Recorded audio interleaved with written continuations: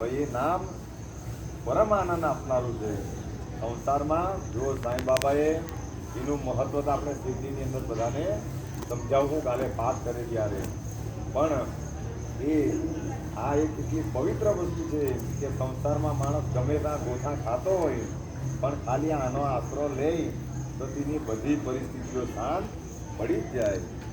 તો એ અર્પણ કરતા છે તો એનું હજારો ગણું ફળ ભગવાન આપણને આપે.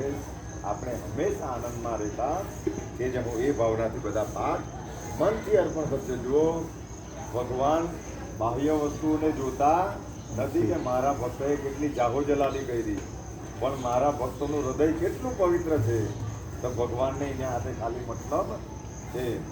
નહીં તો દુર્યોધન વણે તો સોનાની થાળીઓમાં પણ ભગવાન ત્યાં પણ 56 જાતના પકવાનો પણ નહીં જમેલા, પણ દુર્યોધન ત્યાં જઈને ભાવથી એ સાલ ખાઈ ગયેલા અને તાંદળજાની ભાજી ખાઈ ગયેલા.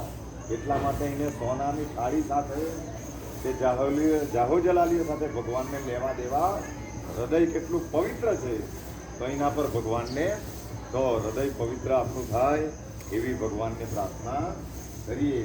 અને આ ગજાનન મહારાજનું નામ છે તો એના વિશે પણ બધાને માહિતી હોવી જોઈએ. ને તો ઘરે જઈને કોઈ તમને પૂછે કે ગજાનન મહારાજ કોણ છે, ગજાનન મહારાજ કોણ છે, કે શ્રીગામની અંદર કોણના દર્શન કરી આવ્યા, તો અભણ માણસને પણ એટલું મગજમાં આવવું જોઈએ કે અમે જેમ શિરડીમાં જઈને સાંઈ બાબાના દર્શન કરી આવ્યા એમ શ્રીગામમાં જઈને ગજાનન મહારાજના દર્શન કરી આવ્યા.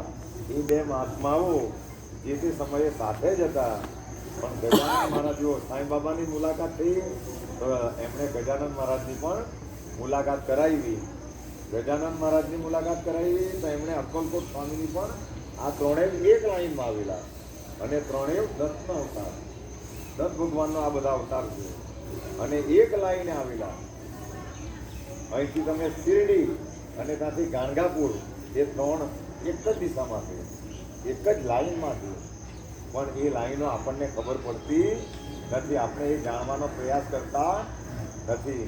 એટલે એ ગુરુ પરંપરા જેને કહેવાય કે દત્ત ભગવાન પછીના જે બધા અવતારો આ પરંપરા ચાલતી જ રહે. તો એ પરંપરામાંના ગજાનન મહારાજ કે જે તે સમયે હતા, પણ એમના ચરિત્રમાં એવો ઉલ્લેખ આપેલો છે કે સાંઈ બાબાના મોટા ભાઈ હતા.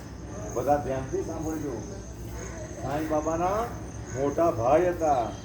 એમણે 1910માં સમાધિ લીધેલી અને સાંઈ બાબાએ 1918માં લીધેલી. એટલે 8 વર્ષ પછી બાબાએ પણ સાંઈ બાબાએ ચરિત્રમાં ઉલ્લેખ આપેલો કે આ સંસારની માયા મને પણ છોડતી નથી. એટલે જે દિવસે ગજાનન મહારાજ સ્વધામ ગયા તે દિવસે સાંઈ બાબાના પણ આત્મા આંસુ એ આવેલા, કારણ કે આપણે બધા સંસારી છે. જે દિવસે આપણા માણસો છોડીને જાય તો આ માયા માણસને રડાવે, આંખમાં આંસુ આવી જાય. આ બધી તો એ આવા સમર્થોને પણ સતાવી કાઢે. તો બાબા એમ કહેતા કે અમને જેવાને સતાવે તો તમારા સંસારીઓને તો પૂછવાનું છે. એટલા માટે આ માયાથી મુક્ત થવું હોય તો આ શ્રી હરિનો આશરો બધાએ લેવો પડે.